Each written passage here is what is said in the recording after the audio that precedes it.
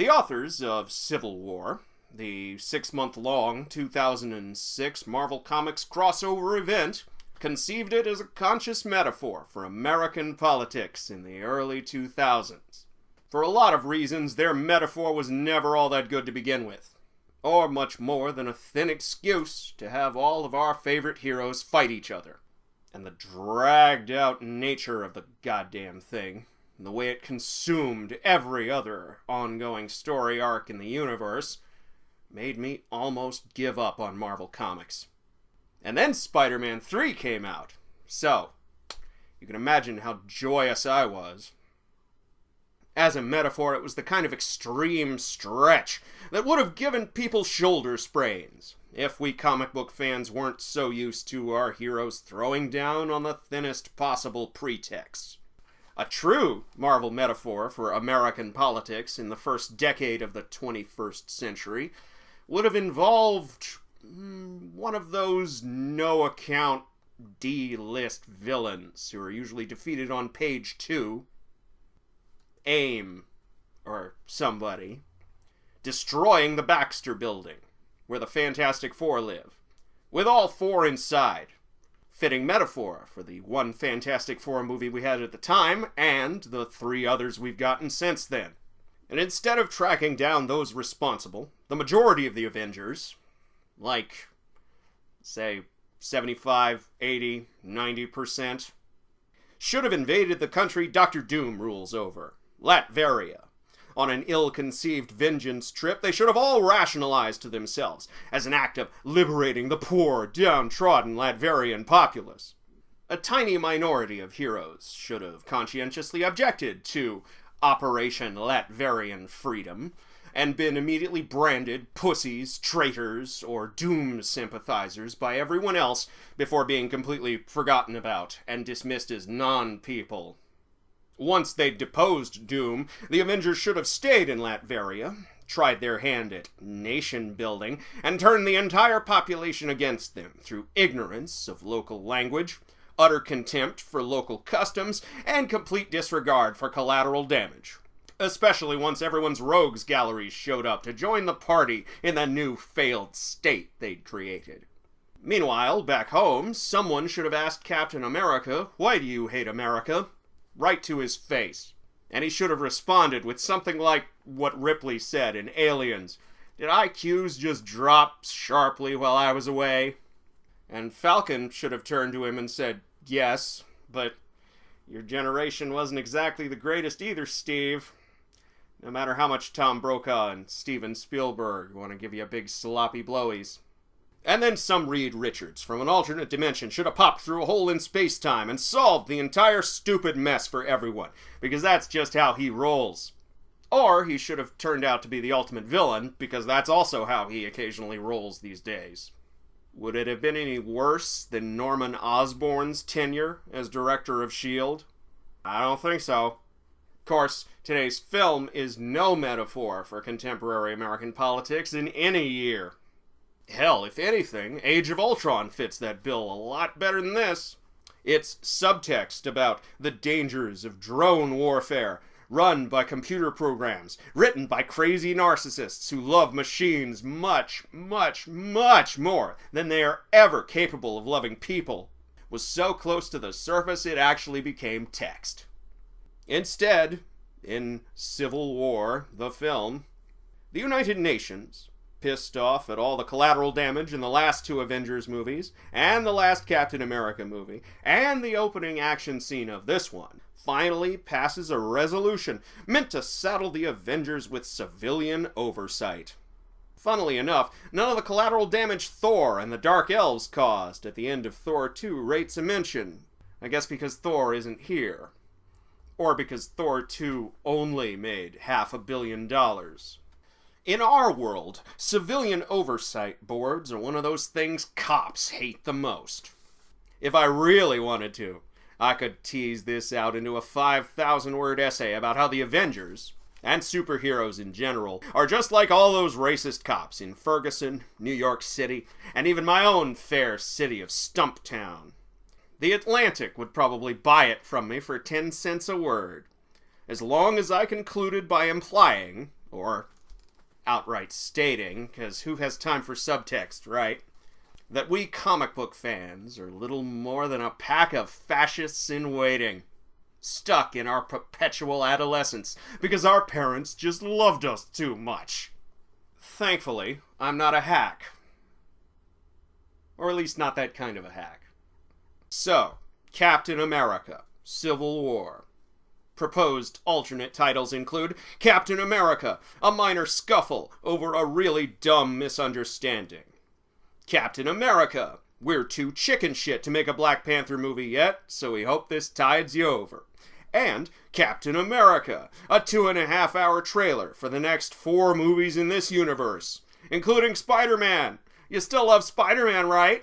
Well, now he's back, and twice as quippy. Yeah, thanks.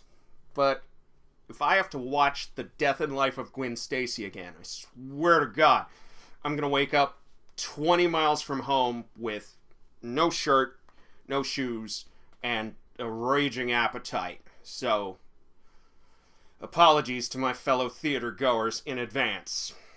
Don't misunderstand. The Captain America 3 I wanted to see is in here somewhere. We get a taste of it at the beginning, in Lagos, with Cap and Widow giving Scarlet Witch a little on-the-job training in the hero game, as they try to stop Crossbones from stealing something out of the infectious disease center. That's nice. Hell, favorite action scene in the movie. But since that ends with Wanda accidentally taking a chunk out of a building full of civvies, we don't get any more of the movie I actually wanted until this one's almost over. Wanda's bad aim is, it seems, the final straw. The powers that be, whomever they might be now that they're no longer Hydra, are sick of the Avengers being a wholly owned subsidiary of Stark Industries. Secretary of State Thunderbolt Ross even comes all the way up to the upstate compound to deliver an ultimatum in person. Submit to UN oversight or be branded crazy vigilantes. You know, like most of the Avengers already are and always have been. Yeah? Is anybody worried about the fact Hydra agents were trying to start their own little plague collection? No? Never gonna come up again, is it?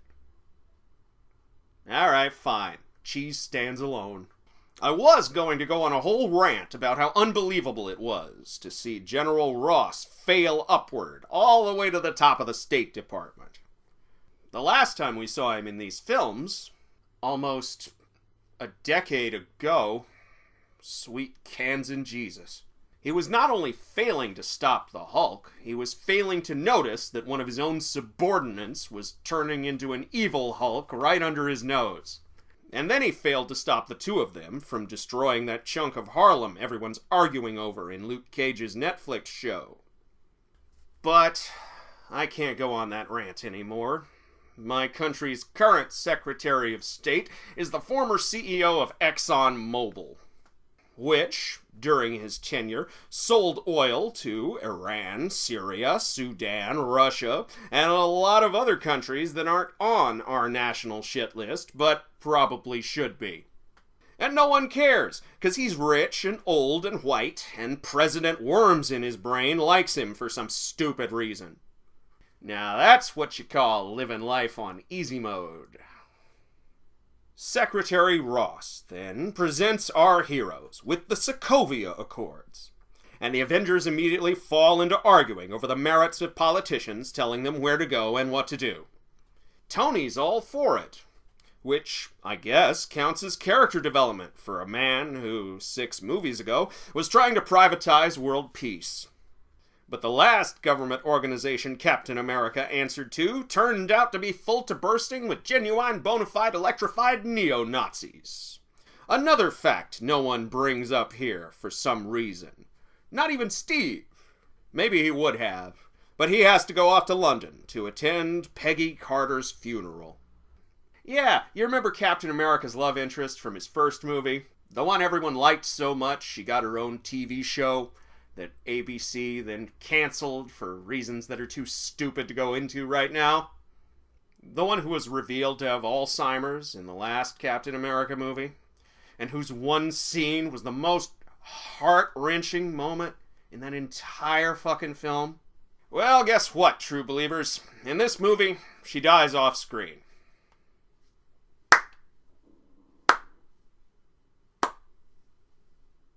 But it's supposedly okay. Captain America immediately hooks up with her hot grandniece, Sharon, who's also a super spy. Remember her? She was the one spying on him for S.H.I.E.L.D. from across the hallway in Captain America 2. Because there's nothing weird about that. No, sir. Though, to be fair, it is slightly less weird than what happened in 1990's Captain America, where he immediately hooked up with his old love interest's daughter. Also, let the record show I totally called the in-universe explanation for why Pepper Potts isn't around to keep Tony in line these days. She bounced his trifling ass right to the curb after he took back his 2013 Christmas present, and kept on building those damn suits he swore he'd stop. With any luck, she's back in Malibu right now, cold running shit at Stark Industries by day and helping the helpless by night with her new fire powers and or her own suit. Too bad that without her, Tony's gone completely off the fucking rails. But let's forget about all that too. Black Panther's here. Finally. You know, it's funny. I've lived long enough to watch Black Panther go from the first black superhero in comics, triumph of positive representation, to an insulting foreign stereotype we should all point and laugh at, and right back to triumph of positive representation again. Nice to see him finally reach the level Daredevil and Thor achieved in the late 80s. When CBS put out 2 Incredible Hulk movies that were really backdoor pilots for Thor and Daredevil TV shows that never actually got picked up. Hey, remember back in 2011 when Marvel was just like, boom, Thor movie, deal with it, fuckers? Or back in 2003 when 20th Century Fox just went, boom, Daredevil movie, deal with it, fuckers? Except that movie got cut up to shit in order to meet length requirements and be PG-13, so it was more like, boom, Daredevil movie, deal with it, f***ers. I sure am glad the days of things like that happening are behind us. But what might be so different about Black Panther, What might make Marvel so concerned about just going ahead and releasing his solo film that they felt the need to put a prequel to it in the middle of this one? I just can't for the life of me figure out what it might be. To quote another one of my favorite black superheroes, if you think hard, you can figure out why. These days, T'Challa's about the closest thing Marvel has to Batman, aside from, of course, Mr. Stark. And the Batman is strong with this incarnation, since we actually get to meet Black Panther's father. And, along with T'Challa, watch him die when someone bombs the big Sokovia Accord signing party in Vienna. Nothing to do but suit up and go after the person everyone thinks is responsible. Captain America's poor old brainwashed friend Bucky, the Winter Soldier. Thankfully for Cap's conscience, and for the moral landscape of this whole fucking movie, really, Bucky's been framed by another survivor of the Age of Ultron. Mad props to Colonel, nee Baron, Zemo for A, not being yet another evil Tony Stark, something these Earth-based Marvel movies have struggled with, and B, having a decent evil plan that, for once, almost works. Best evil plan since evil Robert Redford's eugenics plan from Captain America 2, in fact. It's simple. We destroy the Avengers by using Cap's loyalty to Bucky to drive a wedge between him and everyone else. Easy enough when you can also use Buck against himself with just a few keywords from the old Soviet brainwashing manual. So Cap, obviously, rejects everyone's calls for him to stand down and let the combined anti-terrorism forces of the world catch Bucky on their own. This brings him afoul of Black Panther so all we fans can finally see T'Challa put a handful of scratches down the face of Cap's shield. Sharon and Falcon naturally join Cap's cause to actually figure out what the hell's going on, along with Hawkeye and Scarlet Witch. Tony, in what must be a fit of the DTs, insists on letting the process work, registered trademark, and forms his own splinter group with War Machine, Widow, Vision, and Spider-Man Mark III, to try and punch Captain America around to his point of view, which is always a great fucking idea. Oh, and Hawkeye stops by San Francisco to pick up Ant-Man, so everybody can join in on the party. It's almost like I'm watching Avengers 3, 2 years ahead of schedule. Say it with me once again, folks, now and forever. Too many characters, not enough time. And in this case, barely enough plot to go around. We do get to spend a little time, like a whole scene, ring-a-ding-ding, with Vision and Wanda as they play the get-to-know-you game. And I guess they're ending up on opposite sides of this so-called war counts as a stress test for their relationship. And I do like how Hawkeye remains very close to his Joss Whedon-penned self. One of the most fun Hawkeyes in the multiverse. Benefits of being rebuilt from scratch for these movies. Let's see. What else did I like?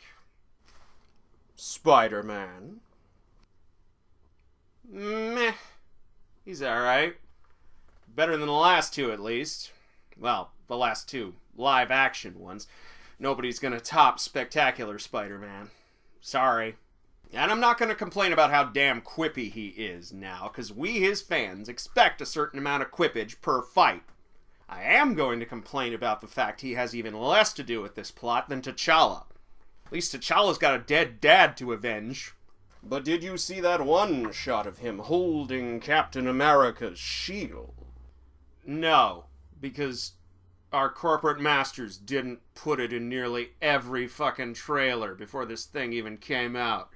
Christ, I'm supposed to worry about spoiler alerts when you all are so impatient and so paranoid that shit won't make all the money. You'll gladly spoil every surprise 6 months in advance. There's one exchange between Cap and Spidey I actually like. Queens. Brooklyn. Yes, that one. And there's this one time where he pauses to remark on Bucky's cyborg arm and how cool that is. But Bucky's so damn taciturn, even when he's not under the influence. Can I really call that an exchange? You can do whatever it is you want. Don't you see? There are no rules. My colleagues released Avengers 3 2 years early and made over $1 billion. And we're going to do it again next year, and the year after that, and all of your friends will willingly line up to pay for it. Who cares about the ongoing character arcs of these puppets? You don't count, you freak. You never have.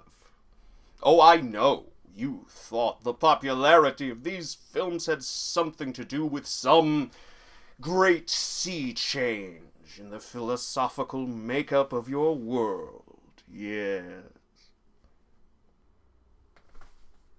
Little did you know, it was all branding and market saturation the whole time. Become so large you displace all your competitors, both in the market and, more importantly, in your consumers' so-called minds. Think about this. There are fans out there who've never known a world where storylines weren't interrupted by big, dumb crossover events every 6 months like clockwork. Fans who have never known the one-and-done single issues that you pine for so pathetically. And there are a lot more of them than there are of you. Doesn't make it right. Oh, well, look at you, pretending you're God's righteous man. And unlike some, I can physically throw up in my mouth. Well, you just go do that. while I finish this. Hopefully without insulting anybody. Sorry, he's evil. Oh, please. You know they're going to take it personally, no matter how well you phrase it. One difference of opinion is enough to make you all eat each other.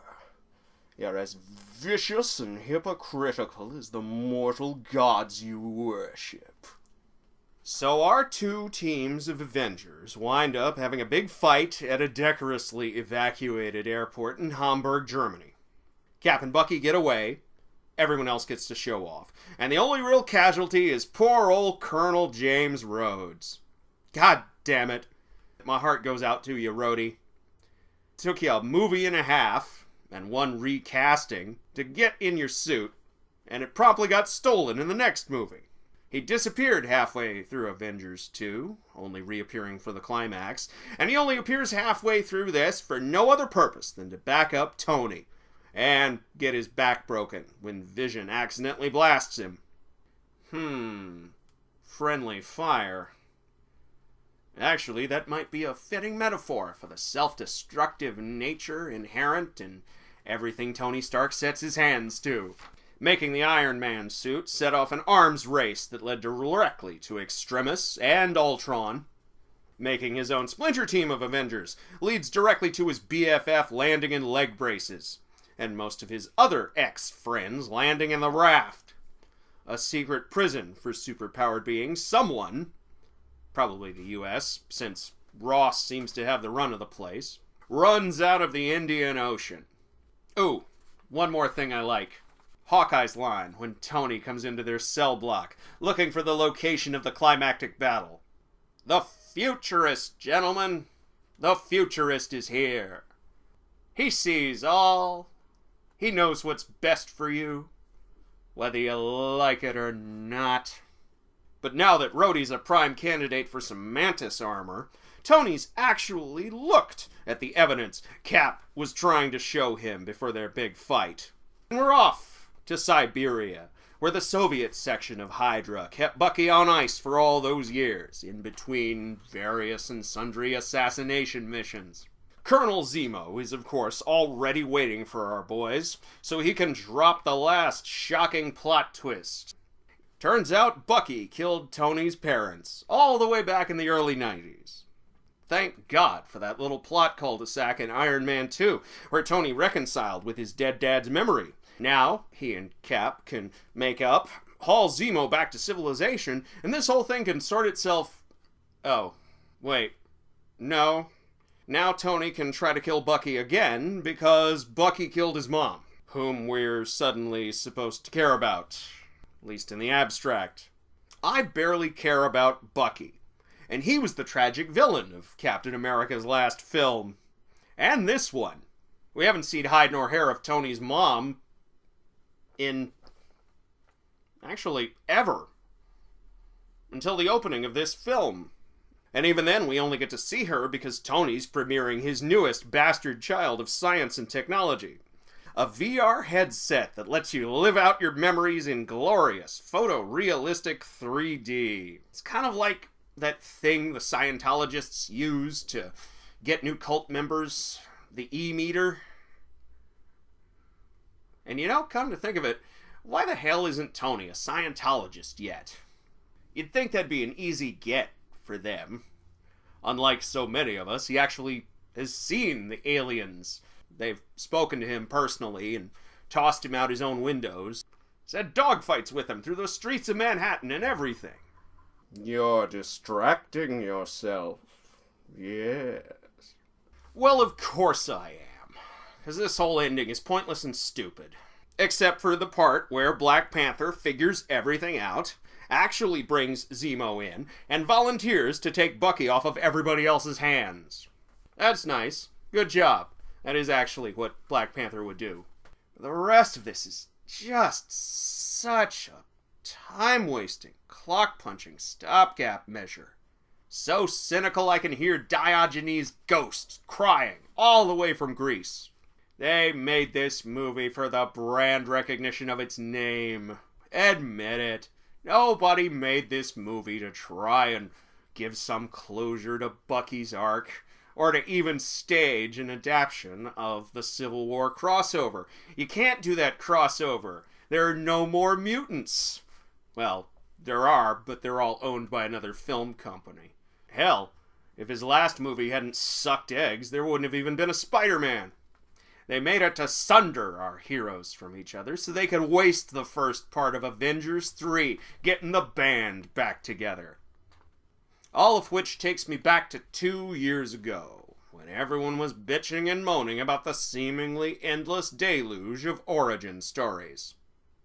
2 or 3 counts as an endless deluge if you feel yourself above watching any of these movies, and if their very existence is supposed to be the death of cinema itself. Ooh. Well, surprise, assholes.